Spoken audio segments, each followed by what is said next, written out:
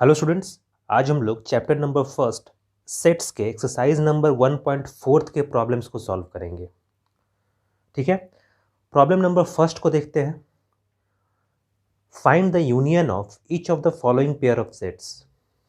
तो क्वेश्चन में हम लोग को गिवन कुछ सेट्स दिया जाएगा और हम लोग को यूनियन निकालना है। फर्स्ट प्रॉब्लम दिया गया है x इक्वल्स टू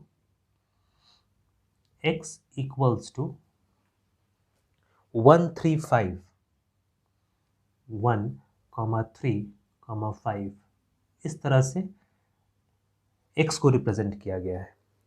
एक अनदर सेट है y जिसको रिप्रेजेंट किया गया है 1,2,3। ठीक है, तो x को 135 से लिखा गया है और y को 123 से। ये दोनों ही सेट है x और y। हम लोग को x यूनियन y निकालना है। कुछ इस तरह से लिखते हैं हम लोग यूनियन को, x यूनियन y। इसका मतलब होता है इन दोनों के एलिमेंट्स को एक साथ कंबाइन करके लिखना। यूनियन का मतलब यही होता है, इन दोनों में जो एलिमेंट्स हैं उन दोनों को कंबाइन करके लिखना होता है। इस तरह से ध्यान में रख के कि रिपीटेशन ना हो, कोई नंबर दोबारा रिपीट ना हो। जैसे यहाँ पे 1 1 रिपीट हो रहा है लेकिन उसको लिखेंगे कितनी बार? केवल एक बार। तो इस तरह से लिख सकते हैं, दोनों में 1 है, यहाँ 2 है तो 2 को लिख सकते हैं। 3 यहाँ भी है, यहाँ भी है, उससे फर्क नहीं पड़ता है, केवल एक बार लिखेंगे। और 5, तो सभी एलिमेंट्स को लिख लिए 1 2 3 5 और रिपीटेशन भी नहीं है। तो ये हो गया x यूनियन y। क्लियर है? x के सारे एलिमेंट्स को लिख लेंगे, y के सारे एलिमेंट्स को लिख लेंगे इस तरह से कि कोई रिपीटेशन ना हो। x का एलिमेंट अगर 135 लिखे हैं 135, तो y का एलिमेंट लिखते समय ये ध्यान रखेंगे कि 1 को दोबारा नहीं लिखेंगे और 3 को दोबारा नहीं लिखेंगे। तो फिर केवल एक एलिमेंट बचेगा 2, तो 2 को यहाँ लिख दिए। तो x यूनियन y इसके बराबर होगा। नेक्स्ट प्रॉब्लम नंबर 2 की तरफ बढ़ते हैं। प्रॉब्लम नंबर 2 की तरफ। प्रॉब्लम नंबर 2 में गिवन है set A equals to AEIOU है और सेट B भी गिवन है स्मॉल a b और c। तो इसका यूनियन निकालना है। तो हम लोग लिख सकते हैं set A equals to AEIO and U। ये सेट A है, इसको इस तरह से रिप्रेजेंट किया गया है वेवल्स के रूप में। और एक नेक्स्ट सेट है सेट B, इसमें स्मॉल अल्फ़ाबेट्स है A, B एंड C, इस तरह से दिया गया है। तो A यूनियन B निकालना है। तो A यूनियन B निकालते समय हम लोग कुछ इस तरह से लिखेंगे, A union B equals to, यहाँ A है यहाँ भी A है, केवल एक बार लिखेंगे A। उसके बाद E है, I है, O है, U है और B और C है। जो डिफरेंट एलिमेंट्स है उसको लिखने में कोई प्रॉब्लम नहीं है। दोनों सेट्स के एलिमेंट्स को हम लोग कंबाइन करते हुए एक नया सेट बनाते हैं A यूनियन B, इस तरह से कि जो रिपीटेशन है वो दोबारा ना हो। जैसे यहाँ पे A यहाँ भी है यहाँ भी है, लेकिन जब A यूनियन B लिखेंगे तो केवल एक बार ये लिखेंगे और उसके बाद डिस्टिंक्ट एलिमेंट्स को हम लोग लगातार लिख सकते हैं। क्लियर है? अब प्रॉब्लम नंबर थर्ड को सॉल्व करते हैं। प्रॉब्लम नंबर थर्ड में गिवन है सेट A। सेट A कैसा सेट है? x is a natural number and multiple of 3। तो सेट A पहले लिख लेते हैं क्या है। सेट A एक ऐसा सेट है जो मल्टीपल ऑफ 3 से क्रिएट किया गया है। तो मल्टीपल ऑफ 3 क्या होगा? 3, 6, 9 सो ऑन। इस तरह से लिख सकते हैं, इन्फानाइट सेट के रूप में लिख सकते हैं इसको, क्योंकि कंडीशन फर्दर नहीं दिया गया है, केवल ये बताया गया है कि ये मल्टीपल ऑफ 3 है। तो 3 होगा, 6 होगा, 9 होगा, 12 होगा, सब बढ़ता चला जाएगा। अब सेट बी की तरफ आते हैं। सेट बी को रिप्रेजेंट किया गया है x is a natural number less than 6। तो x कैसा नेचुरल नंबर है? 6 से छोटा है। तो इसको लिख सकते हैं 1, 2, 3 4 5, अब 6 तो नहीं लिखेंगे हम लोग क्योंकि 6 से छोटा है। तो इस तरह से हम लोग को सेट मिला। सेट ए इक्वल्स टू कितना है, 3 6 9 से लेके आगे बढ़ता जाएगा, ये इन्फिनाइट सेट है। उसी तरह से बी क्या है, नेचुरल नंबर है और वो 6 से छोटा है। तो नेचुरल नंबर्स कहाँ से शुरू होता है, 1 से। तो 1 2 3 4 और 5 तक जाएंगे क्योंकि 6 से छोटा रखना है। हम लोगों को ए यूनियन बी निकालना है, ए यूनियन बी। तो ए यूनियन बी क्या लिख सकते हैं हम लोग,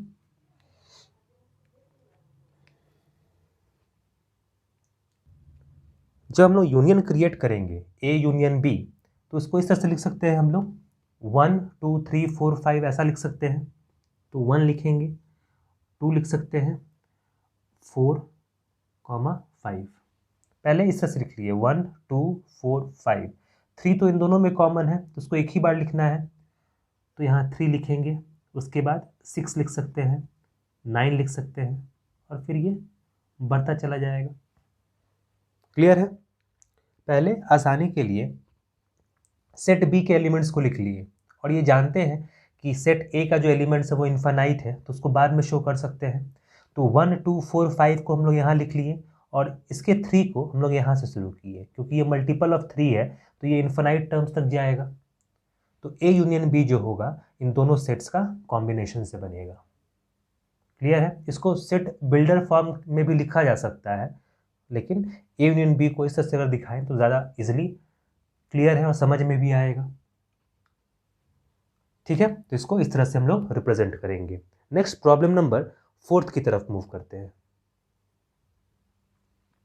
प्रॉब्लम नंबर 4 में सेट ए जो है वो x is a natural number and condition दिया गया है x 1 से बड़ा है और लेस देन इक्वल टू 6 है। तो सेट ए को पहले इस से समझ के हम लोग क्रिएट कर लेते हैं। तो सेट ए को कैसे लिखेंगे, एक ऐसा सेट है ये जो 1 से बड़ा है। तो 1 से बड़ा नेचुरल नंबर क्या होगा, 2 होगा, 3 होगा, 4 5 और कंडीशन में ये मेंशन्ड है कि 6 को हम लोग ले सकते हैं। तो 6 को भी इसमें शामिल करेंगे क्योंकि लेस देन इक्वल टू 6 है, 6 से छोटा या 6 के बराबर। ठीक है, अब सेट बी को क्रिएट करते हैं। सेट बी में दिया गया है x is a natural number such that x is greater than 6 less than 10। तो सेट बी को भी आसानी से हम लोग लिख सकते हैं। सेट बी जो है वो 6 से बड़ा है यानी 7 होगा, 8 होगा, 9 होगा, लेकिन कहा गया है 10 से छोटा तो केवल 9 तक ही लिख सकते हैं, 10 को इंक्लूड नहीं करना है, 10 से छोटा रखना है। तो दो सेट क्रिएट हो गया, एक ए है और दूसरा बी है। हम लोग को ए यूनियन बी निकालना है। तो ए यूनियन बी क्या हो जाएगा, 2 3 4 5 6, यहाँ सभी डिस्टिंक्ट है तो लिखने में कोई प्रॉब्लम नहीं होगा, कोई भी एलिमेंट रिपीट नहीं हो रहा है किसी भी सेट में। 2 3 4 5 6 लिख लिए और फिर 7 8 9 लिख देंगे। तो ए यूनियन बी इस तरह से रिप्रेजेंट कर सकते हैं। अब लास्ट प्रॉब्लम की तरफ मूव करते हैं, प्रॉब्लम नंबर 5 की तरफ। प्रॉब्लम नंबर 5 में गिवन है सेट ए है 1 2 3 और सेट बी को नल सेट डिफाइन किया गया है। सेट ए जो है वो है 1 2 3 इस तरह से लिखा गया है और सेट बी को डिफाइन किया गया है, ये एक नल सेट है। अब सिंपली हम लोग लिख सकते हैं कि ए यूनियन बी जो होगा वो ए के बराबर ही होगा क्योंकि नल सेट का मतलब होता है इसमें कोई एलिमेंट नहीं है, नो एलिमेंट। तो ए यूनियन जो बी होगा, A union B equals to 1 2 3, क्योंकि इसके एलिमेंट को तो लिख नहीं सकते हैं, इसमें कोई एलिमेंट नहीं है तो केवल 1 2 3 ही होगा क्योंकि इसमें कोई एलिमेंट नहीं है। तो ए यूनियन बी कितना हो जाएगा, 1 2 एंड 3। नेक्स्ट हम लोग प्रॉब्लम नंबर 2 की तरफ मूव करते हैं। प्रॉब्लम नंबर 2 में पहले क्वेश्चंस को पढ़ लेते हैं। Let set A equals to A comma B दिया गया है सेट के भीतर जो उसका एलिमेंट्स है। Set B equals to A comma B comma C दिया गया है। क्वेश्चन में पूछा जाता है is A subset of B, क्या ए सबसेट है बी का। और नेक्स्ट पार्ट में पूछा गया है कि ए यूनियन बी क्या होगा, what is A union B. तो आसान सवाल है, पहले सेट ए को लिख लेते हैं। सेट ए क्या है, A comma B. Set B जो है वो गिवन है A comma B comma C, A comma B comma सी, कुछ ऐसा दिया गया है। तो क्या ए सबसेट है बी का, फर्स्ट प्रॉब्लम पहले सॉल्व करते हैं। तो सबसेट होने के लिए ए का सारा एलिमेंट बी में होना चाहिए, तो ए भी है और बी भी है, यानी ए का सारा एलिमेंट बी में है, तो हम लोग कह सकते हैं कि ए जो है सबसेट है बी का। तो ए जो है वो सबसेट है बी का, ये सही है, क्योंकि ए का जो एलिमेंट्स है ए और बी ये दोनों सेट बी में है यहाँ पे, तो ए को हम लोग सबसेट कहेंगे बी का। अब ये ए यूनियन बी कितना होगा, ए यूनियन बी क्या होगा, तो इन दोनों के एलिमेंट्स को हम लोग विदाउट रिपीटेशन कंबाइंड करेंगे, तो ए बी और सी लिखेंगे, ए कॉमा बी कॉमा सी, ऐसा होगा। सेट ए को हम लोग ए बी लिख लिए, लेकिन अब यहाँ जो ए बी लिखा गया है इसको दोबारा नहीं लिखेंगे, यहाँ रिप्रेजेंट कर चुके हैं, बस एक डिस्टिंक्ट एलिमेंट बचा सी, उसको लिख लिए। और ये किसके बराबर है, सेट बी के ही बराबर है, तो ये हो जाएगा सेट बी के बराबर, क्योंकि ये सेट बी जो है ए बी सी के बराबर है, यहाँ पे जैसा दिखाई दे रहा है। क्लियर है। तो इस तरह से इस प्रॉब्लम को हम लोग सॉल्व करेंगे। नेक्स्ट प्रॉब्लम नंबर 3 की तरफ मूव करते हैं और उसको सॉल्व करते हैं। प्रॉब्लम 3 में गिवन है, पहले क्वेश्चन को पढ़ लेते हैं। If set A and B are two sets such that A is subset of B, then what is A union B. तो अभी हम लोग प्रीवियस प्रॉब्लम में भी यही एग्जांपल देखे थे हम लोग, कि जब एक सेट दूसरे सेट का सबसेट होगा तो ए यूनियन बी क्या होता है, बी के बराबर होगा। जैसे एक एग्जांपल लेते हैं, सपोज सेट ए में हम लोग दो एलिमेंट लिखते हैं 1, 2,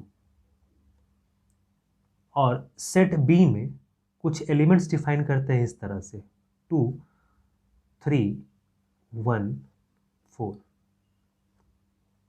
ठीक है, तो हम लोग कहेंगे कि ए जो है सबसेट है बी का, इसलिए कि 1 और 2 इसमें प्रेजेंट है, ए का सारा एलिमेंट बी में मौजूद है, तो हम लोग कहेंगे कि ए जो है सबसेट है बी का। ये क्लियर है। और जब ए सबसेट है बी का और ए यूनियन बी निकालेंगे, तब हम लोग को देखो क्या मिलता है, 1 और 2 लिख लेंगे, 1, 2 लिख लेंगे। अब यहाँ पे 1 और 2 जो है यहाँ आ चुका है, अब क्या लिखेंगे, 3 और 4, 3, 4। अब ये किसके बराबर है, 1, 2, 3, 4, 1, 2, 3, 4। ऑर्डर को नहीं देखना है, बस सेट के एलिमेंट्स को देखना है। यहाँ 2, 3, 1, 4 है, यहाँ भी 2, 3, 1, 4 है, यानी ये बी के बराबर है, सेट बी के बराबर, जो प्रीवियस एग्जाम्पल में भी हम लोग प्रूफ किए थे। तो जब भी एक सेट दूसरे का सबसेट होगा, तो जब यूनियन करेंगे तो कुछ ऐसा मिलेगा, किसी एक सेट के बराबर होगा वो। क्लियर है। नेक्स्ट हम लोग प्रॉब्लम नंबर 4 की तरफ बढ़ते हैं। ये तो समझ में आ गया होगा, आसान था। सेट ए जो है 1, 2 है, तो 1, 2 इसमें प्रेजेंट है, तो कहेंगे कि ए सबसेट है बी का। अब सेकंड क्वेश्चन में पूछा जा रहा है कि जब सबसेट है तो जब यूनियन करेंगे तो क्या मिलेगा। यूनियन करने पे ऐसा कुछ मिला, और ये किसके बराबर है, बी के बराबर है। ठीक है, अगर बी सबसेट होता ए का तो यहाँ पे क्या मिलता, ए। ठीक है, इंटरचेंज हो सकता है। अब नेक्स्ट प्रॉब्लम नंबर 4 की तरफ बढ़ते हैं। प्रॉब्लम नंबर 4 में गिवन है, if A equals to 1, 2, 3, 4, set B भी गिवन है, उसी तरह से सेट सी भी गिवन है, और एंड में सेट डी दिया गया है। हम लोगों से कुछ प्रॉब्लम्स को सॉल्व करने को कहा गया है। जैसे फर्स्ट क्वेश्चन में कहा गया है find A union B. First question में क्या है, ए यूनियन बी फाइंड करना है। तो ए यूनियन बी को फाइंड करने के लिए इन दो सेट्स को लेना होगा। तो लिखेंगे हम लोग A union B. Union B लिखते समय पहले ए के सेट को लिख लेंगे 1 2 3 4। अब यहाँ पे आएंगे, यहाँ 3 और 4 पहले ही आ चुका है, उसको नहीं लेना है। अब क्या लेंगे 5 और 6, 5,6। तो ये हो जाएगा ए यूनियन बी। क्लियर है? तो ए यूनियन बी हम लोग इस तरह से निकाल सकते हैं। बस ये ध्यान रखना है कि जो एक बार एलिमेंट हम लोग लिख चुके हैं दोबारा उसको नहीं लिखेंगे। नेक्स्ट प्रॉब्लम नंबर 2 को सॉल्व करते हैं। ये है ए यूनियन सी करना है। ठीक है, problem number 2 A union C निकालना है।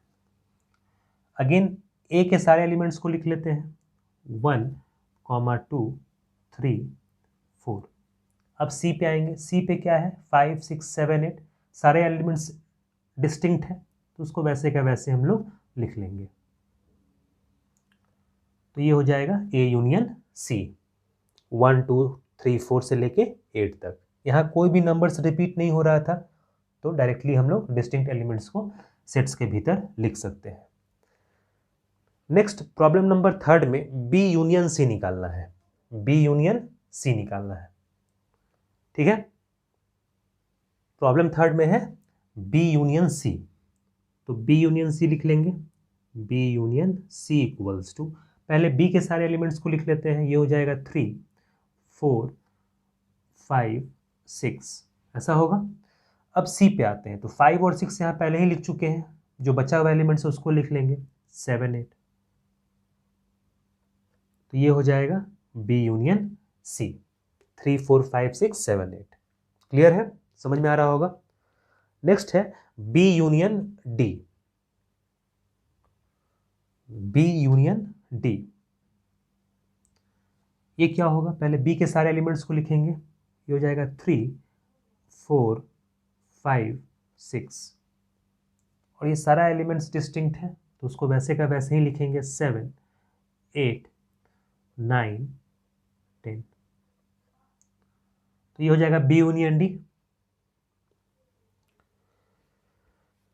नेक्स्ट है A union B union C. ये थोड़ा डिफरेंट है। हम लोग को जो नेक्स्ट प्रॉब्लम नंबर 5, इसमें A union B union C निकालना है। कुछ ऐसे लिखा गया है A union B union C, ये क्या होगा। तो इसके लिए हम लोग क्या करते हैं कि पहले ए यूनियन बी निकाल लेते हैं और फिर उसका यूनियन करेंगे सी के साथ। तो ए यूनियन बी निकाल लेते हैं। ए यूनियन बी, ए और बी का यूनियन, ये हो जाएगा 1, 2, 3, 4। इसके सारे एलिमेंट्स को लिख लिए। अब 3, 4 को नहीं लिखेंगे, डायरेक्टली 5, 6 को लिखेंगे 5, 6। ठीक है, तो ये हो जाएगा ए यूनियन बी और इसका यूनियन किसके साथ करना है, सी के साथ। तो इसके सारे एलिमेंट्स को लिख लेंगे 1, 2, 3, 4, 5, 6। ये किसका एलिमेंट हो गया, ए यूनियन बी का। लेकिन अब उसके साथ किसका यूनियन करना है, सी के साथ। तो सी के एलिमेंट्स को भी लिखेंगे यहाँ पे। ऑलरेडी 5 और 6 हम लोग लिख चुके हैं। अब क्या बचेगा, केवल 7, 8। तो 7, 8 यहाँ लिख लेंगे 7, 8। तो ये क्या हो जाएगा, A union B union C. Clear है? किसी को भी पहले हम लोग निकाल के दूसरे के साथ यूनियन कर सकते हैं। हम लोग पहले यहाँ ए यूनियन बी निकाले थे, यहाँ बी यूनियन सी भी निकालते और उसका यूनियन करते ए के साथ, तो भी सेम रिजल्ट मिलता। ठीक है, अगर बी यूनियन सी निकालेंगे, बी यूनियन सी निकालेंगे और फिर उसका यूनियन करेंगे ए के साथ, तो ये रिजल्ट मिलेगा। क्लियर है? तो किसी भी ऑर्डर में यूनियन करें उससे फर्क नहीं पड़ता है। नेक्स्ट है A union B union D. Clear है? हम लोग को A union B union D निकालना है। ठीक है, यहाँ पे केवल डी है। तो अगेन ए यूनियन बी हम लोग को निकालना होगा, जो हम लोग पहले से निकाल चुके हैं। अब बस उसका किसके साथ यूनियन करना है, डी के साथ। तो डी के साथ यूनियन करना है तो हम लोग करेंगे सारे एलिमेंट्स को वैसे ही लिख लेंगे 4 5 6, और यहाँ सारा एलिमेंट्स डिस्टिंक्ट है तो उसको भी लिख लेंगे 7 8 9 10 ऐसा। और ये क्या हो जाएगा, A union B union D. Clear है? इसको भी हम लोग किसी भी ऑर्डर में लिखें रिजल्ट सेम होगा। जैसे बी यूनियन डी निकालें, अगर बी और डी का यूनियन निकालें और फिर बाद में जाके यूनियन इसके साथ करें तो भी सेम रिजल्ट मिलेगा। ऑर्डर मायने नहीं रखता है यूनियन में। क्लियर है? अब लास्ट प्रॉब्लम की तरफ बढ़ते हैं, प्रॉब्लम नंबर 7 की तरफ।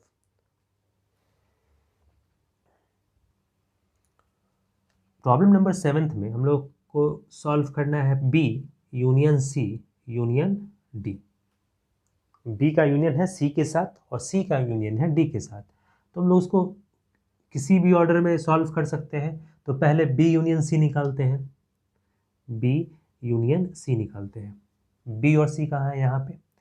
तो इसके सारे एलिमेंट्स को पहले लिख लेते हैं 3 4 5 6, और उसके बाद 5 6 यहाँ आ चुका है, केवल 7 और 8 लिखेंगे 7 8।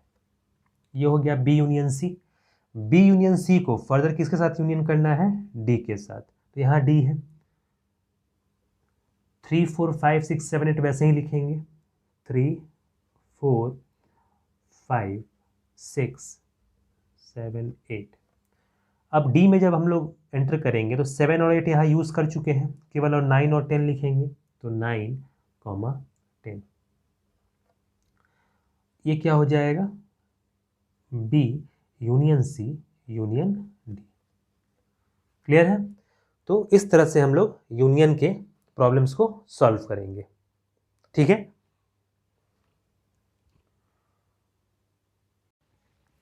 नेक्स्ट प्रॉब्लम नंबर 5 की तरफ मूव करते हैं।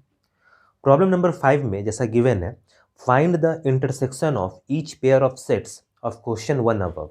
तो क्वेश्चन नंबर 1 में जो हम लोग प्रीवियसली प्रॉब्लम को सॉल्व किए थे उसी प्रॉब्लम को फिर से सॉल्व करना है, लेकिन इस बार हम लोग को यूनियन के बजाय इंटरसेक्शन निकालना है। प्रीवियस प्रॉब्लम में क्या किए थे हम लोग, फर्स्ट क्वेश्चन में यूनियन निकाल लेते हैं, लेकिन इस बार इंटरसेक्शन निकालना है। फर्स्ट प्रॉब्लम को देखते हैं। फर्स्ट प्रॉब्लम में सेट एक्स दिया गया है। सेट एक्स कितना दिया गया है, 1 3 5 इस तरह से दिया गया है। और सेट y दिया गया है 1 2 3। सेट y जो है ये है 1 2 3। सेट x कितना है 1 3 5 और सेट y है 1 2 3। हम लोग को इंटरसेक्शन निकालना है, x इंटरसेक्शन y। इस तरह से लिखते हैं हम लोग इंटरसेक्शन को, यूनियन का जस्ट रिवर्स। इंटरसेक्शन का मतलब होता है इन दो सेट के बीच में जो कॉमन एलिमेंट्स है उसको लिखना है। तो कॉमन एलिमेंट्स क्या क्या है, 1 यहाँ पे है, दूसरा 3 है, और कोई तो कॉमन एलिमेंट नहीं है। तो इंटरसेक्शन हो जाएगा 1 3, और इसको इस रूप में लिखेंगे, सेट के रूप में। ठीक है? इंटरसेक्शन का मतलब हुआ इन दो सेट्स के बीच में कॉमन एलिमेंट्स। कॉमन एलिमेंट्स कौन कौन सा है, 1 कॉमन है और 3 कॉमन है, तो 1 और 3 को लिखेंगे। नेक्स्ट प्रॉब्लम नंबर 2 की तरफ बढ़ते हैं।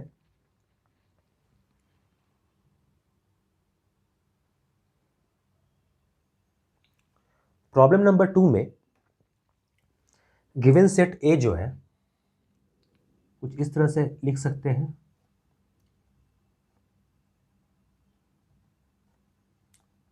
सेट ऑफ वावल्स है। और सेट बी जो है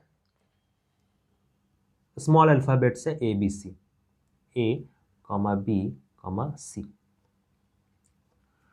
सेट ए दिया गया है set of vowels A E I O U, और सेट बी दिया गया है ए बी सी। तो इसका इंटरसेक्शन कैसे लिखेंगे, A intersection B equals to, common element कौन सा है, केवल ए है, तो ए लिखेंगे। क्लियर है? क्योंकि ए के अलावा कोई भी एलिमेंट्स दोनों में फिर कॉमन नहीं है। इंटरसेक्शन में केवल एक एलिमेंट लिखेंगे। नेक्स्ट प्रॉब्लम नंबर 3 की तरफ बढ़ते हैं। प्रॉब्लम नंबर 3 में सेट ए गिवन है, x is a natural number and multiple of 3। तो सेट ए को पहले लिख लेते हैं। सेट ए क्या है? नेचुरल नंबर है और मल्टीपल ऑफ 3 है। कहने का मतलब है 3 है, 6, 9, इस तरह से इनफाइनाइट नंबर ऑफ एलिमेंट्स लिख सकते हैं। क्योंकि कंडीशन नहीं दिया गया है कि कितनी दूर तक इसको लिखना है, तो हम लोग इनफाइनाइट सेट मान के इसको इस तरह से डिनोट करेंगे। उसी तरह से सेट बी दिया गया है, x is a natural number less than 6। अब यहाँ कंडीशन दिया गया है, x क्या है? एक नेचुरल नंबर है जो 6 से छोटा है। तो कौन कौन सा नंबर लिख सकते हैं? 1, 2, 3, 4 एंड 5 ऐसा लिख सकते हैं, क्योंकि कंडीशन दिया गया है 6 से छोटा है, मतलब 5 तक जा सकता है। अब इन दो सेट का इंटरसेक्शन अगर ले,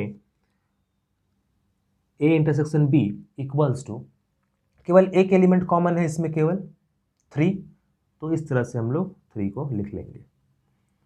इन दो सेट्स में ए और बी में केवल 3 जो है वो कॉमन है। आगे अगर बढ़ते तो 6 भी कॉमन मिलता, लेकिन वो 6 से छोटा है तो कोई कॉमन नहीं है, केवल 3 है कॉमन। तो समझ में आ रहा होगा किस तरह से सॉल्व करना है इंटरसेक्शन के प्रॉब्लम्स को। नेक्स्ट प्रॉब्लम नंबर 4 को सॉल्व करते हैं। प्रॉब्लम नंबर 4 में सेट एक ऐसा सेट है, x is a natural number and x जो है 1 से बड़ा है और 6 के बराबर है, या उससे छोटा भी हो सकता है, लेकिन बराबर वाला साइन लेंगे। तो सेट ए को पहले रिप्रेजेंट कर लेते हैं। सेट ए जो है वो ऐसा सेट है जो 1 से बड़ा है और 6 से छोटा या उसके बराबर है।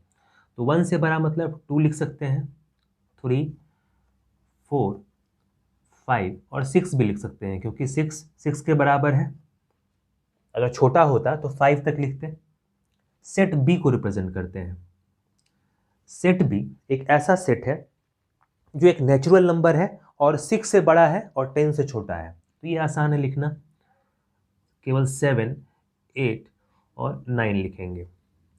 अब देखते हैं इन दो में क्या कॉमन है। तो A intersection B, A intersection B, तो इसमें हम लोग देख पा रहे हैं कि कुछ भी कॉमन नहीं है। जब कुछ भी कॉमन नहीं है तो कोई सेट नहीं बनेगा, और वैसे सेट को कैसे लिखते हैं हम लोग? नल सेट से या वॉइड सेट से।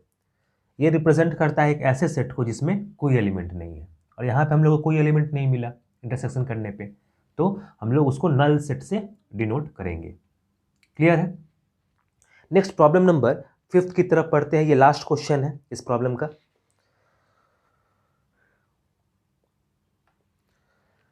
प्रॉब्लम नंबर 5 में सेट ए गिवन है 1, 2, 3। सेट ए इक्वल्स टू 1, 2, 3, जैसा दिख रहा है क्वेश्चन में भी, इस तरह से लिख सकते हैं ए को। और सेट बी जो है वो दिया गया है एक नल सेट। तो इन दो का इंटरसेक्शन क्या होगा? इसमें 1, 2, 3 एलिमेंट्स है और इसमें कोई एलिमेंट नहीं है, तो दोनों में कॉमन क्या है? कुछ भी नहीं। तो कुछ भी नहीं हो कैसे लिखेंगे? नल सेट से। तो A intersection B equals to क्या लिखेंगे? 5, नल सेट। इन दोनों में कुछ भी कॉमन नहीं है। अगर इसको हम लोग ऐसे लिखें, नल सेट को ऐसे भी लिख सकते हैं, दो ब्रैकेट्स के बीच में कुछ भी नहीं है। तो 1, 2, 3 में और यहाँ में क्या कॉमन है? कोई एलिमेंट कॉमन नहीं है, तो उसको लिखेंगे नल सेट से। ठीक है, समझ में आ गया होगा। अब नेक्स्ट प्रॉब्लम नंबर हम लोग 6 की तरफ बढ़ते हैं और इसको सॉल्व करते हैं। Problem number 6। प्रॉब्लम नंबर 6 में हम लोग को कुछ गिवन सेट्स दिया गया है, जैसा प्रॉब्लम में दिखाई दे रहा है, ए, बी, सी एंड डी। उसमें कुछ एलिमेंट्स डिफाइन किया गया है, और हम लोग से प्रॉब्लम में डिफरेंट टाइप्स का इंटरसेक्शन निकालने को कहा गया है। जैसे फर्स्ट प्रॉब्लम लेते हैं, उसमें कहा गया है ए इंटरसेक्शन बी निकालना है। ए इंटरसेक्शन बी निकालना है। तो ए और बी में क्या कॉमन है? 7 कॉमन है और 9 भी कॉमन है और 11 भी। तो 7, 9 और 11 तीनों कॉमन है, तो हम लोग लिख सकते हैं कि ए इंटरसेक्शन बी, ये है फर्स्ट प्रॉब्लम, इक्वल्स टू लिख सकते हैं हम लोग 7, 9, 11। और कुछ भी तो कॉमन नहीं है, तो ए इंटरसेक्शन बी हम लोग लिखेंगे 7, 9 और 11। क्लियर है? अब नेक्स्ट प्रॉब्लम है प्रॉब्लम नंबर 2 में बी यूनियन सी। ठीक है, प्रॉब्लम नंबर 2 में बी इंटरसेक्शन सी है। पिछले बार यूनियन बोल दिए थे, इस बार बी इंटरसेक्शन सी है। तो सेकंड क्वेश्चन हम लोग बना रहे हैं, ये है बी इंटरसेक्शन सी। बी और सी में क्या कॉमन है? 11 कॉमन है और 13 कॉमन है, 11 और 13। तो यहाँ 11 और 13 लिख लेंगे, यही इंटरसेक्शन है दोनों में। तो बी इंटरसेक्शन सी क्या हो जाएगा? 11 और 13। नेक्स्ट प्रॉब्लम पे चलते हैं, ये है ए इंटरसेक्शन सी है और फिर उसका भी इंटरसेक्शन है, तो A intersection C intersection D निकालना है। प्रॉब्लम थर्ड में A intersection C, A intersection C intersection D निकालना है। ठीक है, A intersection C intersection D निकालना है। तो किसी एक को पहले निकालेंगे और फिर सेकंड को निकाल सकते हैं। पहले ए इंटरसेक्शन सी निकाल लेते हैं। ए को जब सी के साथ इंटरसेक्ट करेंगे तो क्या क्या कॉमन दिखाई दे रहा है? केवल 11 कॉमन दिखाई दे रहा है। इसको यहाँ पे ऐसे लिखते हैं, इसी को हम लिख रहे हैं, पहले ए इंटरसेक्शन सी सॉल्व करेंगे। तो यहाँ पे केवल एक चीज़ कॉमन दिखाई दे रहा है, 11। तो 11 को लिख लेंगे यहाँ। अब तो और कुछ कॉमन नहीं है। अब ए इंटरसेक्शन सी का हम लोग डी के साथ कॉमन निकालेंगे। 15 और 17 है और यहाँ क्या है 11, तो कुछ भी कॉमन नहीं है, तो हम लोग लिखेंगे ये एक नल सेट है और इसको डिनोट करेंगे A intersection C intersection D. क्योंकि हम लोग ए इंटरसेक्शन सी निकाल चुके हैं, ये है 11। अब फर्दर किसके साथ इंटरसेक्शन करना है? डी के साथ। डी में क्या है? 15 और 17, तो इन दो में कुछ भी कॉमन नहीं है, तो लिखेंगे नल सेट है ये। क्लियर है? समझ में आया होगा। नेक्स्ट प्रॉब्लम नंबर 4 की तरफ बढ़ते हैं। प्रॉब्लम नंबर 4 में ए को इंटरसेक्ट करना है सी के साथ, ए इंटरसेक्शन करना है सी के साथ। प्रॉब्लम नंबर 4, इसमें ए इंटरसेक्शन सी निकालना है। तो यहाँ पे 11 कॉमन है दोनों में केवल, तो बस केवल 11 लिखेंगे इस तरह से, 11। ठीक है, तो ए इंटरसेक्शन सी का मतलब क्या हो जाएगा? 11। अब नेक्स्ट प्रॉब्लम नंबर 5 की तरफ बढ़ते हैं, जिसमें बी को इंटरसेक्ट करना है डी के साथ, B intersection D. Problem number 5, B intersection D. यहां पे हम लोग देख रहे हैं कुछ भी कॉमन नहीं है, तो ये कैसा सेट होगा? Null set. यहाँ 7 है, 9 है, 11 है, 13 है, लेकिन 15 और 17 नहीं है। इन दोनों सेट में कुछ भी कॉमन नहीं है, तो हम लोग नल सेट से डिनोट करेंगे। ठीक है, क्लियर होगा। अब नेक्स्ट प्रॉब्लम नंबर 6 की तरफ बढ़ते हैं। प्रॉब्लम नंबर 6 थोड़ा इंटरेस्टिंग है। इसमें कुछ इस तरह से फाइंड करने को कहा गया है। ए इंटरसेक्शन करना है बी यूनियन सी। ठीक है, ये ब्रैकेट में दिया गया है तो एक टर्म हुआ। तो ए का इंटरसेक्शन करना है किसके साथ? बी यूनियन सी के साथ। तो पहले ये निकाल लेते हैं बी यूनियन सी। तो यहाँ पे हम लोग बी यूनियन सी पहले निकालते हैं। बी का अब ध्यान रखना है, यूनियन करना है, कंबाइन करना है। बी यूनियन सी कितना हो जाएगा? तो 7, 9, 11, 13 लिख लेते हैं। 7, 9, 11, 13। अब इसमें देख लेते हैं 11, 13 पहले से लिख चुके हैं, क्या बचा? 15, 15 लिख लेंगे। तो ये हो गया बी यूनियन सी। अब इसका इंटरसेक्शन करना है इसके साथ। इंटरसेक्शन का मतलब कॉमन। कॉमन के लिए हम लोग देखेंगे तो 7 है, 9 है, 11 है, ये तीनों यहाँ पे मौजूद है, तो 7, 9, 11 लिखेंगे। तो A intersection B union C, इसका वैल्यू हो जाएगा 7, 9, 11। ठीक है, क्योंकि बी यूनियन सी में 7 एंड 11 है और यहाँ ए में भी 7 एंड 11 है, तो कॉमन क्या है? 7, 9 और 11। तो इस तरह से हम लोग इस प्रॉब्लम को सॉल्व करेंगे। जहां भी पेयरिंग दिखाई दे पहले उसको सॉल्व कर लेंगे, और जहां ब्रैकेट दिखाई दे पहले उसको अलग से सॉल्व कर लेंगे। जैसे बी यूनियन सी में था ब्रैकेट, ये एक अकेला टर्म है, तो इसको पहले सॉल्व कर लिए और इसका इंटरसेक्शन निकाल लिए। ये गलती नहीं करेंगे कि ए इंटरसेक्शन बी निकाल रहे हैं और फिर इंटरसेक्शन सी निकाल रहे हैं। जैसा दिखाई दे रहा है वैसे ही सॉल्व करेंगे। नेक्स्ट प्रॉब्लम नंबर 7 की तरफ बढ़ते हैं। प्रॉब्लम नंबर 7 में ए इंटरसेक्शन डी निकालने को कहा गया है। ए यहाँ पे है और डी यहाँ है। प्रॉब्लम नंबर 7, तो ए इंटरसेक्शन डी क्या होना चाहिए? हम लोग केवल देख के ही बता सकते हैं कि ये एक नल सेट होगा, इसलिए कि सेट ए में और सेट डी में कुछ भी कॉमन नहीं है, तो उसको नल सेट से डिनोट करेंगे। नेक्स्ट प्रॉब्लम है A intersection B union D.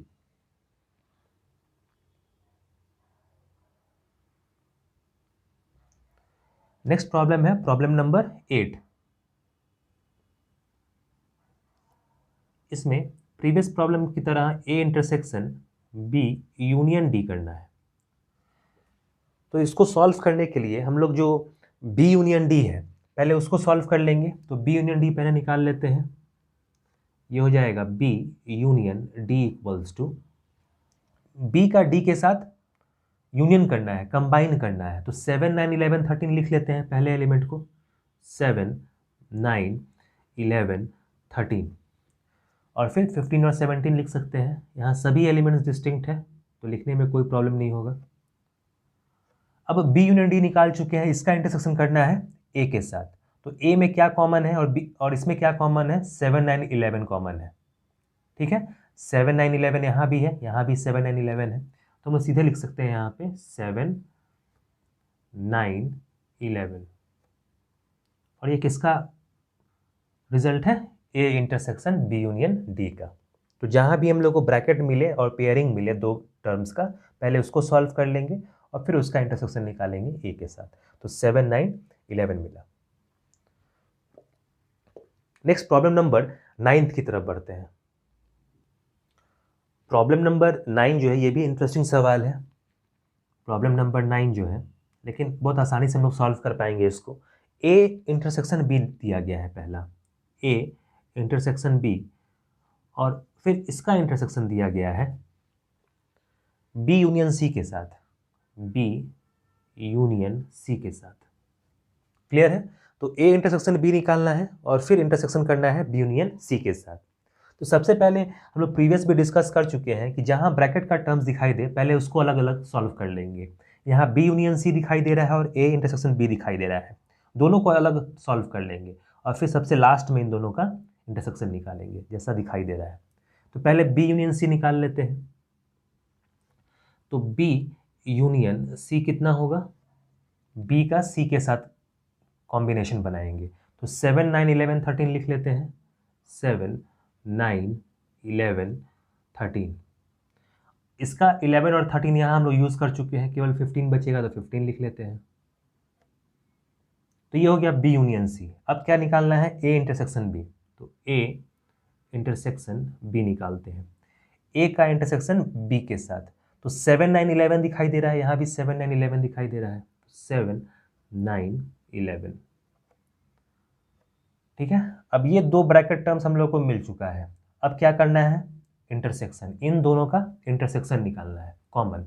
तो कॉमन देख के ही बता सकते हैं 7 9 11 है। तो हम लिख सकते हैं कि इसका जो सॉल्यूशन है वो है 7 9 11। ठीक है, तो प्रॉब्लम नंबर 9 को इस तरह से सॉल्व करेंगे। अब लास्ट प्रॉब्लम की तरफ बढ़ते हैं। प्रॉब्लम नंबर 10 कुछ इसी तरह का है। प्रॉब्लम नंबर 10 भी, प्रॉब्लम नंबर 10 में कुछ इस तरह से दिया गया है। प्रॉब्लम नंबर 10, ए यूनियन डी, ब्रैकेट के साथ ए यूनियन डी दिया गया है। फिर इंटरसेक्शन करना है, इंटरसेक्शन करना है बी यूनियन सी के साथ, बी यूनियन सी के साथ। तो इसको भी प्रीवियस प्रॉब्लम की ही तरह सॉल्व करेंगे। जितना भी ब्रैकेट वाले टर्म्स है पहले उसको निकाल लेंगे। तो ए यूनियन डी और बी यूनियन सी को पहले हम लोग सॉल्व कर लेंगे। तो पहले बी यूनियन सी निकाल लेते हैं। इसको हम लोग ऐसे लिख सकते हैं बी यूनियन सी। ये क्या हो जाएगा? बी का सी के साथ कॉम्बिनेशन करना है। तो प्रीवियस प्रॉब्लम की तरह 7 9 11 13 और 15 लिख लेंगे। 7 9 11 13 और 15, ये हो गया यूनियन इसका। अब ए यूनियन डी निकाल लेते हैं। ए यूनियन डी, ए का डी के साथ कॉम्बिनेशन बना रहे हैं तो ये सारा टर्म और साथ में ये भी, क्योंकि सारा टर्म्स क्या है, डिस्टिंक्ट है। तो 3, 5, 7, 9, 11, 15, 17 और लास्ट स्टेप में क्या करना है, इन दोनों का इंटरसेक्शन निकालना है। इन दोनों का इंटरसेक्शन निकालेंगे हम लोग तो 7, 9, 11 और 15 दिखाई दे रहा है, 13 नहीं है यहाँ पे, 7, 9, 11 और 15 है। तो लिख लेंगे 7, 9, 11 और 15। तो ये हो गया A union D intersection B union C. तो कैसा भी प्रॉब्लम रहे, किसी तरह से भी दिया रहे, हम लोग पहले पेयरिंग वाले ब्रैकेट वाले टर्म्स को पहले सॉल्व कर लेंगे अलग अलग, और फिर लास्ट स्टेप में जिस तरह से प्रॉब्लम दिखाई दे रहा है उसको सॉल्व करेंगे। जैसे बीच में क्या है, इंटरसेक्शन है, तो इंटरसेक्शन सबसे लास्ट में करेंगे, पहले यूनियन निकाल लेंगे। अगर यहाँ यूनियन होता तो यूनियन लास्ट में करते, ठीक है। तो प्रॉब्लम नंबर 10 को इस तरह से सॉल्व करेंगे। नेक्स्ट हम लोग प्रॉब्लम नंबर 7 की तरफ बढ़ते हैं और उसको सॉल्व करते हैं। Problem number 7। प्रॉब्लम नंबर 7 में कुछ सेट्स दिया गया है, सेट ए है, सेट बी, सी और डी गिवन है, और हम लोग से कुछ प्रॉब्लम्स पूछा जा रहा है जिसमें इंटरसेक्शंस निकालना है सेट्स का। तो पहले सेट ए को डिफाइन कर लेते हैं। सेट ए कैसा दिया गया है, x is a natural number. X कैसा है, एक नेचुरल नंबर है, तो सेट ए कैसा हो जाएगा, 1, 2 नेचुरल नंबर्स लिख लेंगे, और ये इन्फानाइट होता है तो इन्फानाइट सेट के रूप में ही लिखेंगे। क्लियर है। अब सेट बी पे आते हैं। सेट बी है x is an even natural number. Set B कैसा है, इवन नेचुरल नंबर। तो इवन नेचुरल नंबर कहाँ शुरू होगा, 2 से, देन 4, 6, 8 सो ऑन, ये भी इन्फानाइट सेट होगा। नेक्स्ट है सेट सी, और सेट सी जो है x is an odd natural number. Set C कैसा है, ऑड नेचुरल नंबर। तो ऑड नेचुरल नंबर कहाँ शुरू होगा, 1 से, देन 3, 5, 7, 9, ये भी इन्फानाइट हो सकता है, तो ये इन्फानाइट सेट के रूप में लिखेंगे। और लास्टली डी है। डी जो है वो है x is a prime number. तो डी कैसा है, एक प्राइम नंबर है, तो प्राइम नंबर कहाँ से शुरू होगा, 2 से, 3, 5, 7, 11, ये भी इन्फानाइट लिख सकते हैं। तो चारों सेट्स को हम लोग रिप्रेजेंट किए ए, बी, सी और डी से। अब प्रॉब्लम पे आते हैं। प्रॉब्लम नंबर फर्स्ट में पूछा गया है जब ए का इंटरसेक्शन करेंगे बी के साथ तो क्या मिलेगा, ए इंटरसेक्शन बी निकालना है। तो ए इंटरसेक्शन बी निकालते हैं, ये है first problem, A intersection B. तो इन दोनों में क्या कॉमन होगा, 2 कॉमन होगा, 4 कॉमन होगा, 6 कॉमन होगा, 8 कॉमन होगा। इस तरह से लिख सकते हैं, क्योंकि नेचुरल नंबर सही है तो इसमें तो 1 से लेकर सभी नंबर्स होगा। यहाँ पे 2 है, 4 है, 6 है, 8 है, तो यहाँ भी 2, 4, 6, 8 जरूर होगा। तो हम लोग कॉमन पॉइंट लिख रहे हैं तो 2 लिखेंगे, 4 केवल इवन नंबर्स होगा, 8, 10 सो ऑन, ऐसा लिख सकते हैं। और इसको सेट बिल्डर के फॉर्म के रूप में भी लिख सकते हैं, लेकिन ज़रूरी नहीं है, समझ में आना चाहिए। तो इंटरसेक्शन क्या होगा, दोनों का कॉमन, और कॉमन इसका इवन नंबर्स है, सेट बी। क्लियर है। तो फर्स्ट प्रॉब्लम को हम लोग इस तरह से सॉल्व करेंगे। नेक्स्ट प्रॉब्लम पे मूव करते हैं। प्रॉब्लम नंबर 2 में हम लोग को ए इंटरसेक्शन सी निकालना है, ए का इंटरसेक्शन सी के साथ। तो प्रॉब्लम नंबर 2 हम लोग ए इंटरसेक्शन सी, तो इन दोनों में क्या इंटरसेक्शन पॉइंट होगा, कॉमन पॉइंट क्या होगा, 1 होगा, 3 होगा, 5 होगा, 7 होगा, 9 होगा, इस तरह से, यानी सेट सी होगा। तो लिख सकते हैं 1, 3, 5, 7 सो ऑन, और इसी को सेट सी के बराबर लिख सकते हैं, क्योंकि ये सारा सेट सी के बराबर है तो सी के साथ लिख सकते हैं हम लोग। उसी तरह प्रीवियस प्रॉब्लम जो था उसको सेट बी के बराबर लिख सकते थे, उससे फर्क नहीं पड़ता है। हम लोग को मेनली ये शो करना है कि इंटरसेक्शन क्या मिलेगा, तो ऐसा मिलेगा। नेक्स्ट प्रॉब्लम नंबर 3 को सॉल्व करते हैं। प्रॉब्लम नंबर 3 है ए इंटरसेक्शन डी, जब ए को इंटरसेक्ट करेंगे डी के साथ। प्रॉब्लम 3 ए इंटरसेक्शन डी, ए का इंटरसेक्शन करना है डी के साथ। यहाँ पे ए है और डी यहाँ है, तो कॉमन क्या होगा 2 3 5 7 11 यानी सेट डी होगा।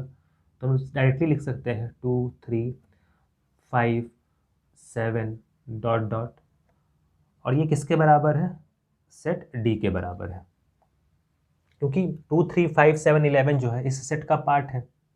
तो लिख सकते हैं कि कॉमन जो है केवल यही होगा, और ये इन्फिनाइट दूरी तक जा रहा है यानी सेट डी के बराबर है। क्लियर है। नेक्स्ट प्रॉब्लम नंबर 4 की तरफ बढ़ते हैं।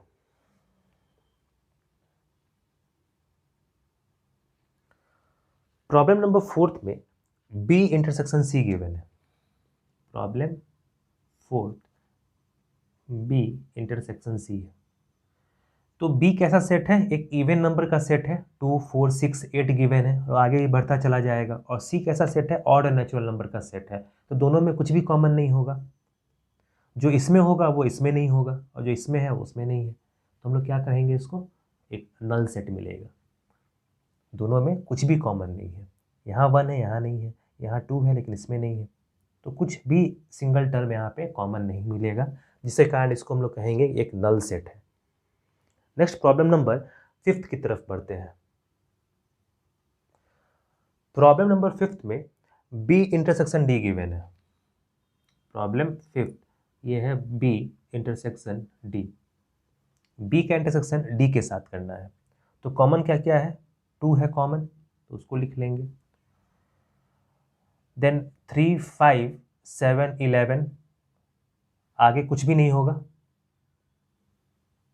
या फिर हम लोग कह सकते हैं कि केवल जो प्राइम नंबर्स है वो कॉमन होगा। जैसे यहाँ फाइंड आउट करना थोड़ा दिक्कत होगा, जैसे 2 तो यहाँ दिखाई दे रहा है, फिर 3 है, 5 7 11, 11 के बाद प्राइम नंबर जो है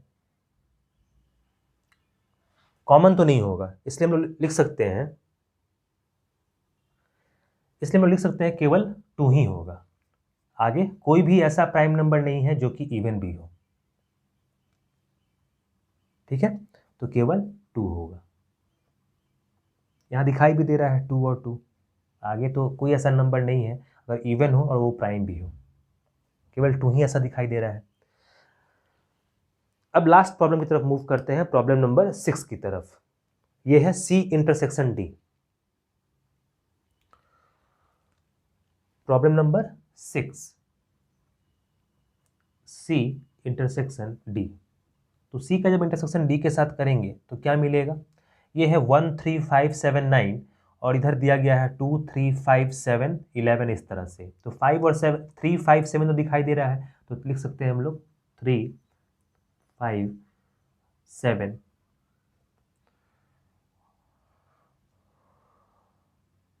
और उसके बाद 11 भी हो सकता है, क्योंकि 11 क्या है, एक ऑड नंबर है और यहाँ भी 11 है। तो 3 5 7 11 और आगे भी कुछ टर्म्स ऐसा मिल सकता है जो कॉमन होगा।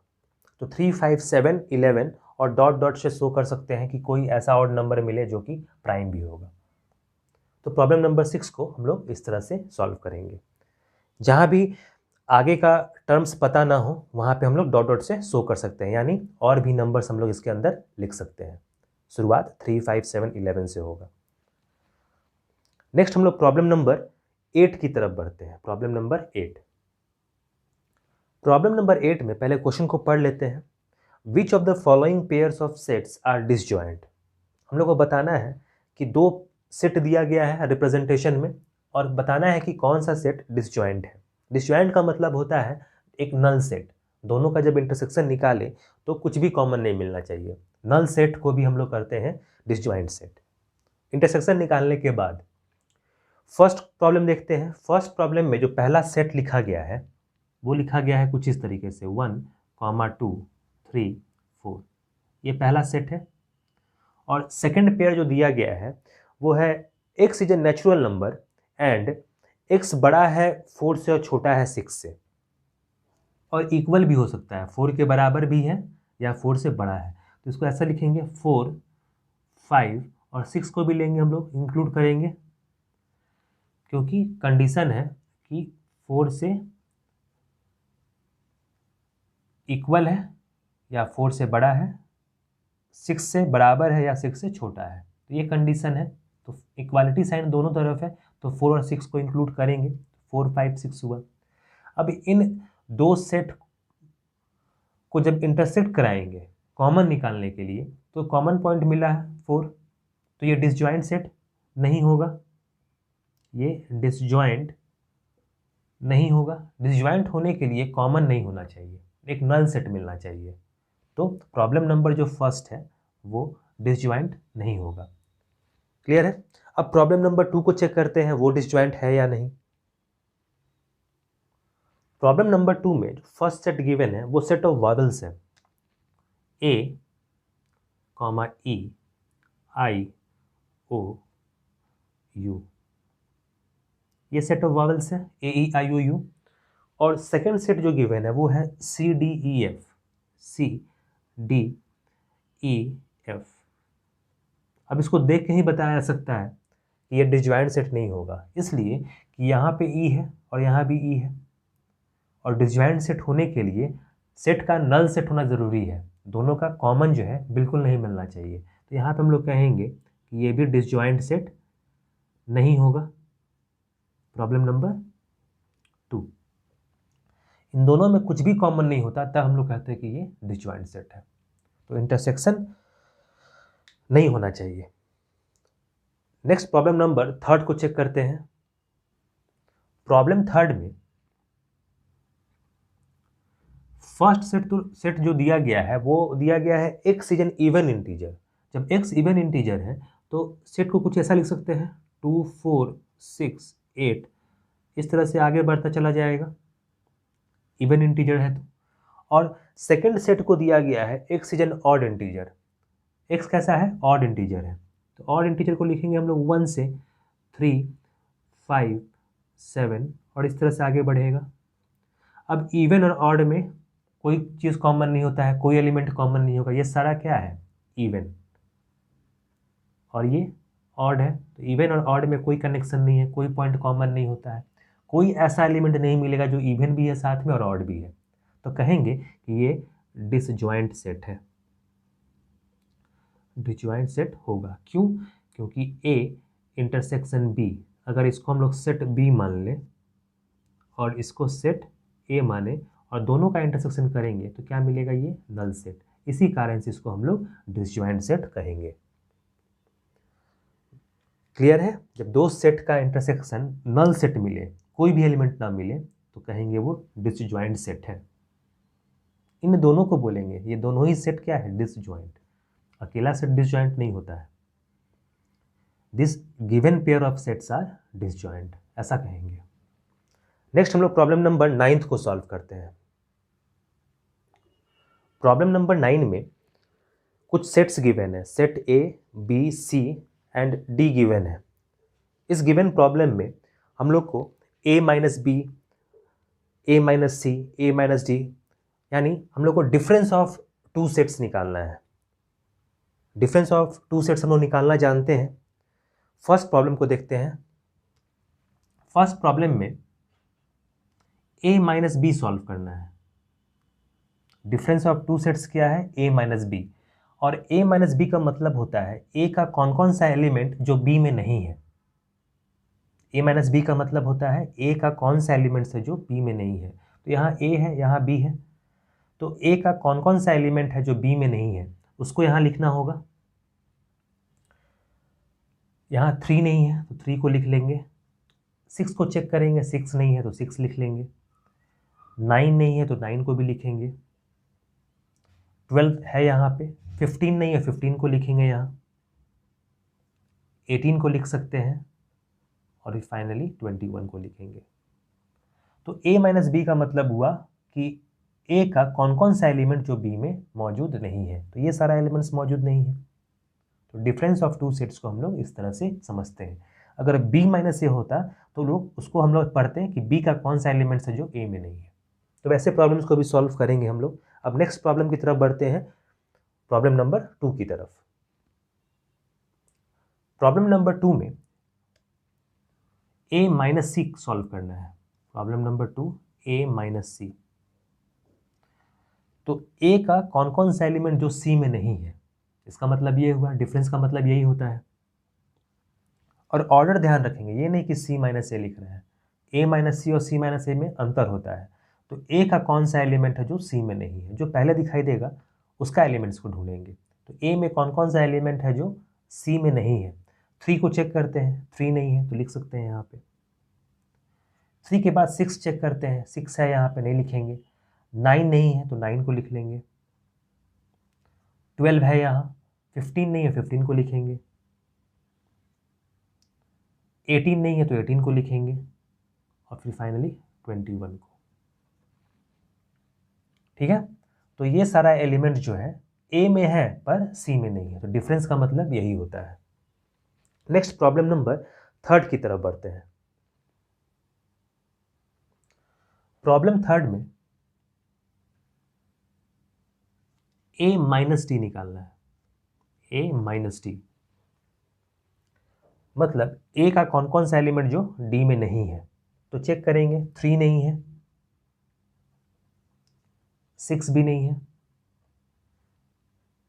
9 भी नहीं है, 12, 15 तो है यहाँ पे, 18 नहीं है तो 18 को लिख लेंगे, और फिर फाइनली 21 नहीं है। तो इस तरह से ए माइनस डी को हम लोग रिप्रेजेंट करेंगे। नेक्स्ट प्रॉब्लम है प्रॉब्लम नंबर 4। प्रॉब्लम नंबर 4, अब ऑर्डर बदल गया है, बी माइनस ए करना है। मतलब बी का कौन कौन सा एलिमेंट जो ए में नहीं है, बी का एलिमेंट को ढूंढना है ए में। 4 ढूंढते हैं, नहीं है कहीं पे तो 4 लिख लेंगे। 8 भी नहीं है तो 8 को लिख सकते हैं यहाँ। 12 होगा, 16 नहीं है तो यहाँ लिख लेते हैं, और 20 नहीं है तो 20 को लिख लेंगे। तो b माइनस ए का मतलब हो गया कि b का कौन कौन सा एलिमेंट जो a में नहीं है। तो b का एलिमेंट 4, 8, 16, 20 ये यहाँ पे नहीं है सेट a में। क्लियर है। नेक्स्ट प्रॉब्लम नंबर 5 की तरफ बढ़ते हैं। Problem number 5, problem number 5 c minus A. Problem 5 है c माइनस ए। तो c का कौन कौन सा एलिमेंट जो a में नहीं है। 2 नहीं है, 4 नहीं है, 6 है यहाँ पे, 8 नहीं है,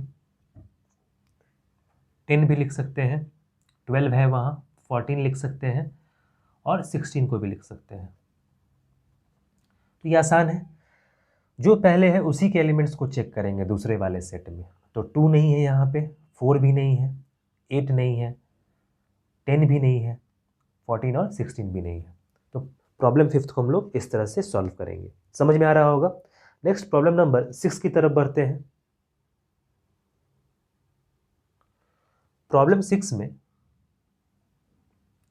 फाइंड करना है हम लोग को d माइनस ए का डिफरेंस। d माइनस ए, तो d का कौन कौन सा एलिमेंट जो a में नहीं है। 5 को चेक करते हैं, 5 नहीं है, लिख लेंगे यहाँ पे। 10 भी नहीं है तो 10 को लिख सकते हैं। 15 है यहाँ, और 20 नहीं है, तो 5, 10 और 20 हो जाएगा। क्लियर है। d माइनस ए कितना हो जाएगा, 5, 10, 20। एक प्रॉब्लम से ही क्लियर हो जाएगा कि कैसे सॉल्व करना है किसी प्रॉब्लम को, और कॉन्सेप्ट क्लियर है तो कोई भी सवाल बनेगा। प्रॉब्लम 7 है b माइनस सी। प्रॉब्लम 7 b माइनस सी। b का कौन कौन सा एलिमेंट जो c में नहीं है। b का एलिमेंट हम लोग को यहाँ चेक करना है। 4 यहाँ पे है, 8 यहाँ है, 12 भी है, 16 भी है, बस केवल 20 नहीं है। तो 20 को हम लोग ऐसे लिख लेंगे। ठीक है, b का केवल एक ही एलिमेंट है 20 जो यहाँ पे मौजूद नहीं है, बाकी सारा एलिमेंट्स है यहाँ पे। क्लियर है। नेक्स्ट प्रॉब्लम नंबर 8 की तरफ बढ़ते हैं। Problem number 8। प्रॉब्लम नंबर 8 में b माइनस डी ये कैलकुलेट करना है। b का कौन कौन सा एलिमेंट जो d में नहीं है। 4 को चेक करते हैं, 4 नहीं है, 8 भी नहीं है, 12, 16 और 20 है यहाँ पे, तो केवल 16 तक हम लोग इसको लिखेंगे। 4, 8, 12 और 16, 20 है यहाँ, तो b माइनस डी कितना हो जाएगा, 4, 8, 12 और 16। नेक्स्ट प्रॉब्लम नंबर 9 की तरफ बढ़ते हैं। Problem number 9। प्रॉब्लम नंबर 9 में C माइनस बी कैलकुलेट करना है। C minus B, difference of two sets किसके बीच में है? C और B के बीच में। यानी C का कौन कौन सा एलिमेंट B में नहीं है इसमें? तो फर्स्ट ही टर्म नहीं है, 2 लिख लेंगे। 4 है यहाँ पे, 6 नहीं है, 6 को लिख लेते हैं। 8 है यहाँ, 10 नहीं है तो 10 को लिख लेंगे। 12 भी है, 14 नहीं है, 14 को लिख लेंगे। और फिर फाइनली 16 है यहाँ पे, तो 14 तक ही हम लोग लिखेंगे इसको। तो आसान है किसी तरह का भी डिफरेंस निकालना। तो C माइनस बी का सॉल्यूशन कितना हो जाएगा? 2, 6, 10 और 14। प्रॉब्लम नंबर 10 को सॉल्व करते हैं। प्रॉब्लम नंबर 10 में D माइनस बी सॉल्व करना है। डिफरेंस ऑफ टू सेट्स किसके बीच में है? D और B के बीच में। तो D का एलिमेंट्स हम लोग चेक करेंगे B में। तो 5 नहीं है तो 5 को लिख लेते हैं। 10 भी नहीं है और 15 भी नहीं है। 20 तो है यहाँ पे, तो 20 को नहीं लिखेंगे। तो 5, 10 और 15, ये इसका डिफरेंस हो जाएगा। प्रॉब्लम नंबर 11 की तरफ बढ़ते हैं। Problem number 11 C minus D है। तो C का कौन कौन सा एलिमेंट D में नहीं है? तो फर्स्ट 2 से शुरू करेंगे।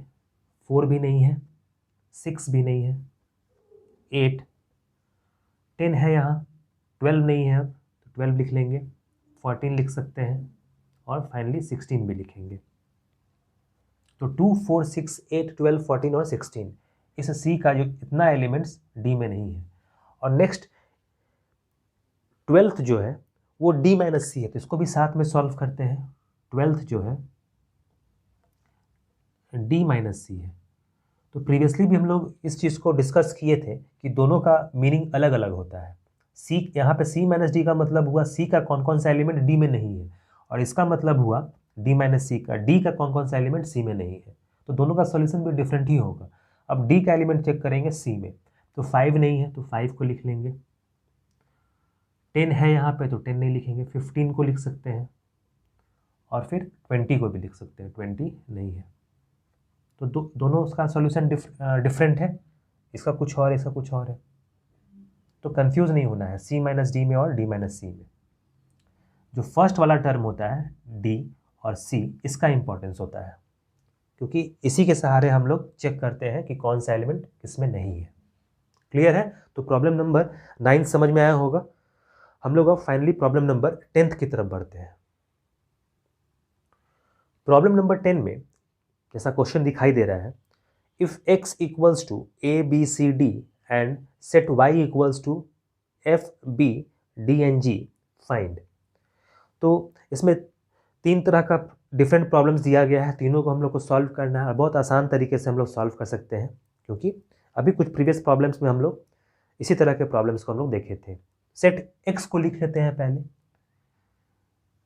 सेट x जो है वो है ABCD, तो A, B, C, D ऐसे लिख सकते हैं। और सेट y जो है उसको लिख लेते हैं F, B, D और G। तो x और y गिवन सेट्स कुछ इस तरह से लिखा गया है। अब फर्स्ट प्रॉब्लम को सॉल्व करते हैं। ये दिया गया है x minus y. First problem क्या है? x minus y, difference of two sets. Previous problem में भी हम लोग यही सॉल्व करते आ रहे थे। x का कौन कौन सा एलिमेंट जो y में नहीं है? a नहीं है तो a को लिख लेते हैं, b है यहाँ पे, c नहीं है c को लिख लेंगे, और d भी है तो d को नहीं लिखेंगे। तो a और c जो है y में नहीं है। नेक्स्ट प्रॉब्लम नंबर 2 की तरफ बढ़ते हैं। प्रॉब्लम नंबर 2 है y माइनस एक्स, तो इसको भी यहीं पे सॉल्व करते हैं हम लोग। प्रॉब्लम नंबर 2 ये है y माइनस एक्स। प्रीवियसली हम लोग डिस्कस किए थे कि दोनों का मीनिंग अलग अलग होता है। अब y का एलिमेंट्स जो x में नहीं है, तो f नहीं है तो f लिख लेंगे, b है, d भी है, बस केवल g नहीं है, तो F और G नहीं है। तो प्रॉब्लम नंबर 1 और प्रॉब्लम नंबर 2 से सॉल्व करेंगे। लास्ट प्रॉब्लम है X intersection Y। Problem number 3 X intersection Y। जब X को Y के साथ इंटरसेक्ट करेंगे तो क्या कॉमन मिलना चाहिए? तो कॉमन क्या क्या है? यहाँ B कॉमन है और D कॉमन है, तो लिख लेंगे B, D। तो प्रॉब्लम नंबर 10 का सॉल्यूशन हम लोग इस तरह से करेंगे। क्लियर है? अब नेक्स्ट प्रॉब्लम नंबर 11 की तरफ बढ़ते हैं, जो कि सेकेंड लास्ट प्रॉब्लम है इस एक्सरसाइज का।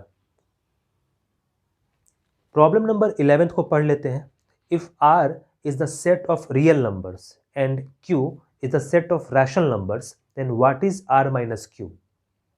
क्वेश्चन क्लियर होगा। हम लोग कैपिटल R से रियल नंबर्स को डिनोट कर रहे हैं, ठीक है, और Q से डिनोट कर रहे हैं सेट ऑफ रैशनल नंबर्स को, ठीक है। Then what is R minus Q? तो R माइनस Q क्या होगा ये पूछा जा रहा है। हम लोग जानते हैं कि रियल नंबर्स, इसमें रैशनल नंबर्स भी होता है और साथ ही साथ इरैशनल नंबर्स भी होता है। क्लियर है? तो रियल नंबर रैशनल और इरैशनल नंबर के मिलने से बनता है, कॉम्बिनेशन से मिलके बनता है नंबर लाइन। जो हम लोग नंबर लाइन ड्रॉ करते हैं वही रियल नंबर स्केल है। अब पूछा जाता है, इसमें क्वेश्चन में पूछा गया है कि अगर इसको R से डिनोट किए हैं, रियल नंबर्स को R से और रैशनल नंबर्स को Q से, तो दोनों का जब डिफरेंस निकालेंगे तो क्या मिलना चाहिए? तो अभी इस बात को डिस्कस किए हैं कि जब रैशनल और इरैशनल दोनों का कॉम्बिनेशन लेते हैं तब जाकर रियल नंबर बनता है। तो रियल नंबर का डिफरेंस लेंगे अगर रैशनल नंबर के साथ तो क्या बच जाएगा? इरैशनल नंबर, क्योंकि रियल नंबर्स में रैशनल और इरैशनल दोनों होगा। इस रियल नंबर में रैशनल नंबर भी होगा और इरैशनल नंबर भी होगा, और यहाँ पे क्या है? केवल रैशनल नंबर है ना। तो इन दोनों का डिफरेंस का मतलब क्या हो गया? अगर दो अलग अलग सेट माने, इसको सेट क्यू माने और इसको कैपिटल R माने, और यहाँ पे हम लोग इस तरह से डिनोट करें, यहाँ रैशनल नंबर भी है और इरैशनल नंबर भी है, तो इन दोनों का जब डिफरेंस निकालेंगे तो R का वो कौन सा एलिमेंट्स है जो Q में नहीं है? तो कौन सा एलिमेंट नहीं है? IR, इरैशनल नंबर, क्योंकि यहाँ पे जो है रैशनल नंबर तो है, रैशनल नंबर को Q से डिनोट कर रहे हैं, ठीक है। तो हम लोग कहेंगे कि जब रियल नंबर्स का डिफरेंस लेंगे रैशनल नंबर्स के साथ तो क्या मिलना चाहिए? Irrational numbers. इसका आंसर क्या हो जाएगा? Set of irrational numbers. Clear है? क्योंकि रियल नंबर्स रैशनल नंबर और इरैशनल नंबर्स के कॉम्बिनेशन से बनता है, इसलिए जब डिफरेंस लेंगे तो R का कौन सा एलिमेंट होगा जो Q में नहीं होगा? केवल इरैशनल नंबर नहीं होगा। क्लियर है? तो सेट ऑफ इरैशनल नंबर्स इसका सॉल्यूशन होगा। अब फाइनली हम लोग लास्ट प्रॉब्लम की तरफ बढ़ते हैं, प्रॉब्लम नंबर 12 की तरफ। प्रॉब्लम नंबर 12 में state whether each of the following statements is true और फॉल्स, जस्टिफाई योर आंसर। तो इसमें कुछ ऑप्शंस दिया गया है, हम लोग को केवल चेक करना है कि जो स्टेटमेंट है वो ट्रू है या फॉल्स है, और जस्टिफिकेशन भी देना है कि ट्रू है तो क्यों है और फॉल्स है तो क्यों है। फर्स्ट प्रॉब्लम देखते हैं। फर्स्ट प्रॉब्लम में जो सेट्स लिखा गया है कुछ इस तरह से लिखा गया है 2, 3, 4, 5, और सेकेंड सेट दिया गया है 3 और 6, 3 और 6। प्रॉब्लम में कहा गया है कि this two given sets are disjoint sets. तो डिसजॉइंट सेट होने के लिए दोनों का इंटरसेक्शन नल सेट होना चाहिए। यहाँ देख रहे हैं कि जब इंटरसेक्शन करेंगे तो 3 आएगा, 3 होगा कॉमन, तो ये डिसजॉइंट सेट नहीं होगा, तो कहेंगे ये फॉल्स है। क्लियर है? दोनों के इंटरसेक्शन करने पे अगर इसको ए माने सेट ए और इसको सेट बी माने तो ए इंटरसेक्शन बी करेंगे तो क्या मिलना चाहिए? 3। और डिसजॉइंट होने के लिए यहाँ पे क्या मिलना चाहिए था? नल सेट, कुछ भी कॉमन नहीं होना चाहिए था, लेकिन यहाँ कॉमन है तो हम लोग बोलेंगे कि गिवन स्टेटमेंट क्या है? फॉल्स। नेक्स्ट प्रॉब्लम नंबर 2 की तरफ बढ़ते हैं। प्रॉब्लम नंबर 2 में जो गिवन 2 सेट्स दिखाई दे रहा है उसको कहा गया है कि डिसजॉइंट सेट्स है, दिस 2 आर डिसजॉइंट सेट्स। तो ये फॉल्स होगा। फॉल्स इसलिए होगा क्योंकि यहाँ भी ए कॉमन है, यहाँ भी ए कॉमन है, तो कॉमन नहीं होना चाहिए डिसजॉइंट सेट में, तो ये फॉल्स होगा क्योंकि ये डिसजॉइंट नहीं है, और डिसजॉइंट होता तो ट्रू होता। ठीक है, नेक्स्ट प्रॉब्लम नंबर 3 की तरफ बढ़ते हैं। प्रॉब्लम नंबर 3, गिवन प्रॉब्लम 3 में जो एलिमेंट्स दिया गया है 2, 6, 10, 14 और सेकंड सेट में दिया गया है 3, 7, 11, 15 और कहा गया है प्रॉब्लम में कि आर डिसजॉइंट सेट्स। तो ये डिसजॉइंट सेट हो सकता है क्योंकि इन दोनों सेट्स में कुछ भी कॉमन नहीं है, और जब इंटरसेक्शन करेंगे तो कॉमन क्या निकलेगा? Null set. तो हम लोग कहेंगे कि ये डिसजॉइंट सेट है और ये ट्रू है क्योंकि ये डिसजॉइंट है। अगर इसको सेट ए माने और इसको सेट बी माने तो ए इंटरसेक्शन जब बी करेंगे तो क्या मिलेगा? Null set. इन दोनों में कुछ भी कॉमन नहीं है, तो नल सेट को ही क्या कहते हैं? जब इंटरसेक्शन करने के बाद डिसजॉइंट सेट, और गिवन स्टेटमेंट क्या हो जाएगा? ट्रू। अब फाइनली लास्ट प्रॉब्लम पे आते हैं, प्रॉब्लम नंबर 4 जो इस एक्सरसाइज का लास्ट प्रॉब्लम है। गिवन प्रॉब्लम में कहा गया है कि ये दोनों ही सेट डिसजॉइंट सेट है, तो डिसजॉइंट सेट होगा तो इसको लिखेंगे हम लोग ट्रू है, इसलिए कि दोनों में कॉमन कुछ भी नहीं है, और जब कॉमन नहीं होगा तो वो डिसजॉइंट सेट होगा। जब इस सेट का इसके साथ इंटरसेक्शन निकालेंगे तो कॉमन एलिमेंट कुछ भी नहीं है, तो ऐसे सेट को डिसजॉइंट बोलेंगे, और गिवन स्टेटमेंट में कहा गया है कि ये दोनों डिसजॉइंट है, तो ये ट्रू है स्टेटमेंट। क्लियर है? तो इस तरह से पूरे एक्सरसाइज का हम लोग सॉल्यूशन करेंगे। सारा कुछ क्लियर होगा दिमाग में, सब कुछ इजीली समझ में आया होगा। और प्रॉब्लम को सॉल्व करते समय एनसीईआरटी बुक हमेशा साथ में रखेंगे। किसी भी एक्सरसाइज को अगर सॉल्व कर रहे हैं तो प्रॉब्लम को पहले एनसीईआरटी बुक से देख लेंगे क्या है प्रॉब्लम, समझ लेंगे, उसके बाद यहाँ इसका सॉल्यूशन देखेंगे। ठीक है, नेक्स्ट क्लास में हम लोग प्रॉब्लम नंबर एक्सरसाइज नंबर 1.5 को सॉल्व करेंगे, जो कि मेनली वेन डायग्राम और कॉम्प्लीमेंट से रिलेटेड है। ठीक है, तो नेक्स्ट क्लास में मिलते हैं एक्सरसाइज नंबर 1.5 के साथ।